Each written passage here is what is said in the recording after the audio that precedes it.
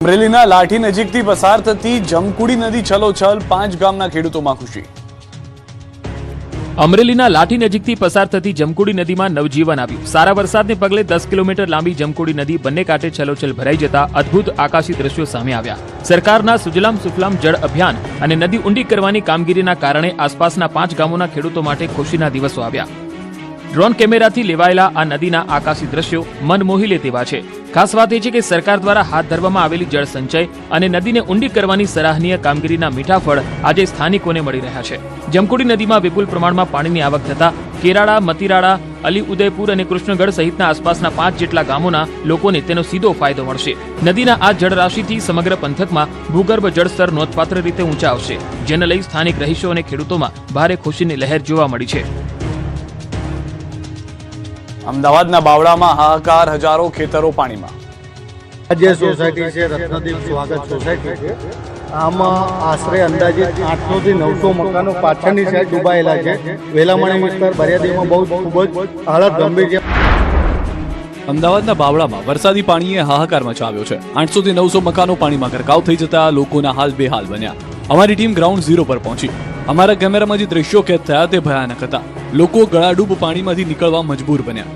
શેરીમાંથી બહાર નીકળવા માટે પણ માત્ર ટ્રેક્ટર એકમાત્ર સહારો બન્યો। બાવળાનો બળિયાદેવ વિસ્તાર સંપૂર્ણપણે બેટમાં ફેરવાઈ ગયો અને ચારે તરફ બસ આકાશી આફતના પાણી જ નજરે પડી રહ્યા છે। બળિયાદેવ વિસ્તારની અનેક સોસાયટીઓમાં આશરે 800 થી 900 મકાનો પૂરના પાણીમાં ગરકાવ થઈ ગયા હોવાનો દાવો છે। અહીં લોકોએ કેમેરા સમક્ષ પોતાની વેદના વ્યક્ત કરી। ઓચિંતું પાણી ઘૂસી જતા લોકોને ઘરવખરી કે કિંમતી દસ્તાવેજો ઉપલા માળે ચઢાવવાનો પણ સમય ન મળ્યો। અનાજ, વાહનો અને કપડાં બધું જ પલળીને બરબાદ થઈ ગયું છે। વીજળી ડૂલ છે, પીવાનું પાણી કે ખાવાનું પણ મળી નથી રહ્યું।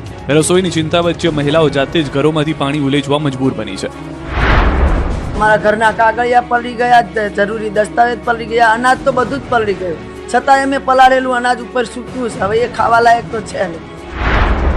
લોકો ઘરના બીજા માળે આશરો લઈને દિવસો વિતાવી રહ્યા છે। તંત્ર તરફથી કોઈ મદદ ન પહોંચતા સ્થાનિકોએ પોતે જ મોરચો સંભાળીને 10 થી 15 લોકોની સહી સલામત બહાર કાઢ્યા। દર વર્ષે ચોમાસામાં આ જ પરિસ્થિતિ સર્જાતી હોવાનો સ્થાનિકો આક્રોશપૂર્વક આરોપ લગાવી રહ્યા છે। આ તરફ બાવળાની સંજીવની સોસાયટી સહિત અનેક વિસ્તારો જળબંબાકાર થતા આશરે 3000 જેટલા મકાનો પાણીમાં ગરકાવ થઈ ગયા હોવાનો દાવો છે। લોકોના ઘરોમાં પૂરના પાણી ઘૂસી જતા ઘરવખરી અને અનાજ પલળીને બરબાદ થઈ ગયું છે। તંત્રને વારંવાર રજૂઆત કરવા છતાં સમસ્યાનો કોઈ ઉકેલ ન આવતા સ્થાનિકોમાં રોષ જોવા મળ્યો। ઘરમાં તો અત્યારે જો અનાજ ને એવું પલળી ગયું છે, ઘર વિખરી બધી જ પલળી ગઈ છે, કોઈ બાકી જ નથી રહ્યું। ઘરમાં તો પલંગ ઉપર છોકરાઓને બેસાડવા પડે એવી બધી પરિસ્થિતિ છે। અમદાવાદના બાવળામાં સ્થિતિ ગંભીર, મંત્રી પ્રદ્યુમન વાજાને સોંપાઈ વિશેષ જવાબદારી। અમદાવાદ ગ્રામ્યની સ્થિતિની ગંભીરતાને ધ્યાને રાખીને ગૃહમંત્રી અમિત શાહે મુખ્યમંત્રી સાથે ટેલિફોનિક વાતચીત કરી રાહત બચાવ કામગીરીની સમીક્ષા કરી। જે બાદ મંત્રી પ્રદ્યુમન વાજાને બાવળાની વિશેષ જવાબદારી સોંપાતા તેઓ તાત્કાલિક ગ્રાઉન્ડ ઝીરો પર પહોંચ્યા। ઉચ્ચ સ્તરીય ચર્ચા બાદ મંત્રી પ્રદ્યુમન વાજાએ બાવળા પહોંચીને પોતે મોરચો સંભાળી લીધો। તેમણે ઉચ્ચ અધિકારીઓ સાથે બેઠક યોજીને સ્થિતિની સમીક્ષા કરી અને અસરગ્રસ્ત વિસ્તારોમાંથી તાત્કાલિક પાણીના નિકાલ માટે કડક સૂચનાઓ આપી। તંત્ર દ્વારા હવે પંપ મૂકીને સોસાયટીઓમાંથી પાણી ખાલી કરવાની કામગીરી તેજ કરી દેવામાં આવી છે, જેથી લોકોને જલ્દીથી જલ્દી રાહત આપી શકાય। અમદાવાદના બોપલમાં સોસાયટીઓમાંથી પાણી ઓસર્યા, મુશ્કેલી યથાવત। અમદાવાદમાં 3 દિવસના ભારે વરસાદ બાદ હવે મેઘરાજાએ વિરામ લીધો છે, પણ અમદાવાદવાસીઓની મુશ્કેલીઓનો અંત આવ્યો નથી। બોપલની હરિઓમ વિલા સોસાયટીમાં તંત્રની કામગીરીથી પાણી ઓસર્યા તો ખરા, પણ વેપારીઓ માટે આ વરસાદ બરબાદી લઈને આવ્યો છે। બીજી તરફ સનાથલ બાવળા હાઈવે હજુ પણ કેડસબા પાણીમાં ગરકાવ છે। બોપલ વિસ્તારમાં આવેલી હરિઓમ વિલા સોસાયટીમાં છેલ્લા કેટલાય દિવસોથી ભરાયેલા વરસાદી પાણીનો આખરે નિકાલ કરવામાં આવ્યો। મેયર અને એએમસીના ઉચ્ચ અધિકારીઓ સહિતની ટીમ સતત મહેનત અને સરાહનીય કામગીરી બાદ સોસાયટીમાંથી પાણી ઓસરવામાં સફળ રહી। પાણી ઉતારતાની સાથે જ જનજીવન પાટા પર લવાયું અને એએમસીના કર્મચારીઓ દ્વારા રોગચાળો ન ફેલાય તે માટે સમગ્ર વિસ્તારમાં મોટા પાયે સફાઈ ઝુંબેશ હાથ ધરવામાં આવી, જેને લઈને સ્થાનિક રહીશોએ તંત્રનો આભાર માન્યો। પરંતુ આજ બોપલ વિસ્તારમાં કેટલીક જગ્યાએ વરસાદે વેપારીઓને હાલ બેહાલ કરી મૂક્યા છે। પાણી ઓસર્યા બાદ બરબાદીના જે દ્રશ્યો સામે આવ્યા છે તે કાળજુ કંપાવી દે તેવા છે। અહીં એક સાઉન્ડ સિસ્ટમની દુકાનમાં 3 દિવસ સુધી પાણી ભરાયેલા રહેતા લાખો રૂપિયાનું સામાન પાણીમાં ગરકાવ થઈ ગયો। દુકાનદારે ભાવુક બની પોતાની આપવીતી વર્ણવતા કહ્યું કે તેમના રૂપિયા 20 લાખથી વધુની કિંમતના મોંઘા સાઉન્ડ સિસ્ટમ અને ઇલેક્ટ્રોનિક સાધનો હવે કંઈ જ કામના નથી રહ્યા। વર્ષોથી મહેનત સેકન્ડની અંદર પાણીમાં વહી જતા વેપારીઓ આંસુ સારી રહ્યા છે। અમારે બહુ તકલીફ પડી છે, 15 લાખના નુકસાન આવે છે, હવે અમારે શું કરવું છે અત્યારે। બીજી તરફ અમદાવાદ બાવળા બગોદરા રોડ પર હજુ પણ જળબંબાકારની સ્થિતિ યથાવત છે. સનાથલથી બાવળા તરફ જતો મુખ્ય માર્ગ પાણીમાં ગરકાવ થઈ જતા વાહન વ્યવહાર માટે બંધ કરવાની ફરજ પડી. જો કે એક તરફના રોડ પરથી પાણી થોડા ઓસરતા વાહનોની અવનજવન ધીમી ગતિએ શરૂ કરાઈ છે, પરંતુ હજુ પણ રોડ પર કેડસમમાં પાણી ભરાયેલા હોવાથી વાહન ચાલકો ભારે જીવના જોખમે પસાર થવા મજબૂર બન્યા છે. રાજ્યમાં હજુ રહેશે વરસાદી માહોલ, અંબાલાલ પટેલની આગાહી. આગામી 48 કલાકમાં ગુજરાતના વિવિધ ભાગોમાં હળવા ભારે વરસાદી ઝાપટા પડવાની શક્યતા રહેશે. 27 જુલાઈ સુધી રાજ્યના વિવિધ વિસ્તારોમાં હળવાથી ભારે વરસાદી ઝાપટા પડે તેવી શક્યતા છે. હવામાન નિષ્ણાંત અંબાલાલ પટેલે આગાહી કરી છે. વરસાદના આ બીજા રાઉન્ડમાં કચ્છ, ઉત્તર સૌરાષ્ટ્ર, દ્વારકા, પોરબંદર અને જામનગર સહિત દક્ષિણ સૌરાષ્ટ્રમાં પણ વરસાદી માહોલ જળવાઈ રહેશે. આ ઉપરાંત ઉત્તર ગુજરાતના સાબરકાંઠા, અરવલ્લી, બનાસકાંઠા તેમજ પંચમહાલ, વડોદરા, અમદાવાદ અને ગાંધીનગરમાં પણ હળવા ઝાપટા પડી શકે છે. બીજી તરફ બંગાળના ઉપસાગરમાં એક નવી મજબૂત સિસ્ટમ સક્રિય થઈ છે, જે ડીપ ડિપ્રેશનમાં ફેરવાય તેવી શક્યતા છે. આ સિસ્ટમ 30 અને 31 જુલાઈ દરમિયાન મધ્યપ્રદેશ થઈને આગળ વધશે, જેના કારણે ઓગસ્ટ મહિનામાં પણ ભારે વરસાદ જોવા મળી શકે છે. 13 અને 14 ઓગસ્ટે દક્ષિણ ગુજરાતમાં ભારે વરસાદ, જ્યારે ઓગસ્ટના ત્રીજા અને ચોથા સપ્તાહમાં ફરી રાજ્યમાં સાર્વત્રિક વરસાદનો નવો રાઉન્ડ જોવા મળી શકે છે. કે બંગાળ ઉપસાગરમાં એક સિસ્ટમ જે આકાર લઈ રહી છે તે ડીપ ડિપ્રેશન બનવાની શક્યતા રહેશે, જેના લીધે ગુજરાતમાં તેનો માર્ગ આવતા પુનઃ ગુજરાતના ઉત્તરના ભાગોમાં વરસાદ ધબધબાટી બોલાવવાની શક્યતા રહેશે. 30 જુલાઈથી રાજ્યમાં આવી રહ્યો છે વરસાદનો બીજો રાઉન્ડ, હવામાન વિભાગની આગાહી. વરસાદથી થોડી રાહત મળ્યા બાદ ફરી એકવાર ગુજરાત પર સંકટના વાદળો ઘેરાઈ રહ્યા છે. બંગાળની ખાડીમાં વેલમાર્ક લો પ્રેશર સક્રિય થતા આગામી દિવસોમાં મજબૂત સિસ્ટમ સર્જાવા જઈ રહી છે. 30 જુલાઈથી દક્ષિણ ગુજરાત અને સૌરાષ્ટ્રમાં ભારેથી ભારે વરસાદની હવામાન વિભાગે આગાહી કરી છે. બંગાળની ખાડીમાં વેલમાર્ક લો પ્રેશર સિસ્ટમ સક્રિય થઈ છે, જે આગામી અઠવાડિયામાં વધુ મજબૂત બનીને ગુજરાત તરફ આગળ વધશે. આ સિસ્ટમની અસર 30 જુલાઈથી રાજ્યમાં સ્પષ્ટપણે જોવા મળશે, જેના કારણે દક્ષિણ ગુજરાત અને સૌરાષ્ટ્રના વિવિધ ભાગોમાં ધમાકેદાર વરસાદી રાઉન્ડ શરૂ થઈ શકે છે.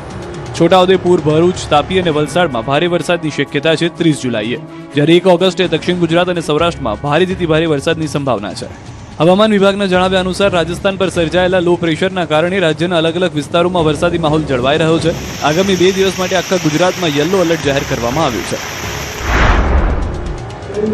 लो प्रेशर जो है over north west Bay of Bengal and adjoining Odisha and West Bengal coast में वो जो है गुजरात की तरफ मूव कर रहा है. ચોમાસાની વર્તમાન સ્થિતિની વાત કરીએ તો અત્યાર સુધીમાં સિઝનનો કુલ વરસાદ સામાન્ય કરતાં 12% વધુ નોંધાઈ ચૂક્યો છે, જેમાં ખાસ કરીને અમદાવાદ શહેરમાં સામાન્ય કરતાં 45% જેટલો વધુ વરસાદ ખાબકી ચૂક્યો છે. આ સ્થિતિ વચ્ચે 30 જુલાઈથી શરૂ થનારો નવો રાઉન્ડ રાજ્યમાં ફરી એકવાર તારાજી સર્જી શકે છે, જેને લઈને તંત્ર પણ એલર્ટ મોડ પર આવી ગયું છે. ડાંગમાં 16 કળાએ ખીલ્યું પ્રકૃતિનું સૌંદર્ય. ડાંગ જિલ્લામાં ભારે વરસાદ અને વિનાશક પૂરની આફત બાદ હવે મેઘરાજાએ વિરામ લેતા જ કુદરતનું અદ્ભુત અને મનમોહક રૂપ ખીલી ઉઠ્યું. ચારે તરફ પથરાયેલી હરિયાળી, પૂરજોશમાં વહેતો શંકર ધોધ અને સાપુતારાનું સર્પગંગા તળાવ પ્રવાસીઓ માટે આકર્ષણનું કેન્દ્ર બન્યા. ડાંગ જિલ્લામાં બરબાદી અને પૂરની આફત સર્જ્યા બાદ હવે હવામાન ચોખ્ખું થતાં જ કુદરતે પોતાનું સૌંદર્ય વિખેર્યું છે. સાપુતારાનું પ્રખ્યાત સર્પગંગા તળાવ ચારે તરફ પથરાયેલી ગેંગુર હરિયાળી વચ્ચે પ્રવાસીઓ માટે આહલાદક નજારો પેશ કરી રહ્યું છે. આહવા નજીક આવેલો શંકર ધોધ પણ પોતાના પૂર્વ વેગ સાથે વહેતા જ અતિ રમણીય દ્રશ્યો સર્જાયા છે. વિનાશના ભયાનક દ્રશ્યો બાદ હવે ડાંગમાં ચારે તરફ ખીલેલી પ્રકૃતિ લોકોનું મન મોહી રહી છે. વરસાદના વિરામ વચ્ચે ડાંગનું આ નયનરમ્ય રૂપ નિહાળવા સ્થાનિકો અને રાજ્યભરમાંથી આવતા પ્રવાસીઓમાં ભારે ઉત્સાહ જોવા મળી રહ્યો છે. રાજ્યની જીવાદોરી સમાન નર્મદા ડેમ 70% ભરાયો. ગુજરાતની જીવાદોરી સમાન સરદાર સરોવર નર્મદા ડેમ 70% સુધી ભરાઈ ગયો. ગુજરાત માટે રાહત આપતા સૌથી અદ્ભુત અને મનમોહક આકાશી દ્રશ્યો છે. ગુજરાતની જીવાદોરી ગણાતો સરદાર સરોવર નર્મદા ડેમ હવે પોતાના રૌદ્ર અને ભવ્ય સ્વરૂપમાં ખીલી ઉઠ્યો. ઉપરવાસમાં આવેલા મધ્યપ્રદેશ અને મહારાષ્ટ્રના વિવિધ વિસ્તારોમાં થઈ રહેલા મુશળધાર વરસાદને પગલે નર્મદા ડેમમાં સતત નવા નીરની આવક થઈ રહી છે. હાલ નર્મદા ડેમના ઉપરવાસમાંથી પાણીની પ્રચંડ આવક નોંધાઈ રહી છે. આ સતત થઈ રહેલી આવકના કારણે સરદાર સરોવર ડેમ તેની કુલ જળ સંગ્રહ ક્ષમતાના 70% સુધી ભરાઈ ચૂક્યો છે. આંકડાકીય વિગતોની વાત કરીએ તો ડેમની વર્તમાન જળ સપાટી 128.38 મીટર પર પહોંચી ગઈ છે, જ્યારે તેની મહત્તમ ક્ષમતા 138.68 મીટર છે. ચોમાસાની શરૂઆતમાં જ ડેમ 70% ભરાઈ જતા રાજ્યના ખેડૂતો સિંચાઈ અને પીવાના પાણીની સમસ્યાઓમાંથી મોટી રાહત મળી છે. ડેમ અને તેની આસપાસના પહાડી વિસ્તારોમાં પડેલા વરસાદના કારણે આહલાદક અને મનમોહક વાતાવરણ સર્જાયું છે. નર્મદા ડેમમાં નવા નીરના આગમનથી આખું ગુજરાત હરખાઈ ગયું છે. સુરતીઓનો પૂરમાં કાર બચાવવાનું જુગાડ સોશિયલ મીડિયા પર વાયરલ. આવું તો ભાઈ સુરતમાં જ જોવા મળે.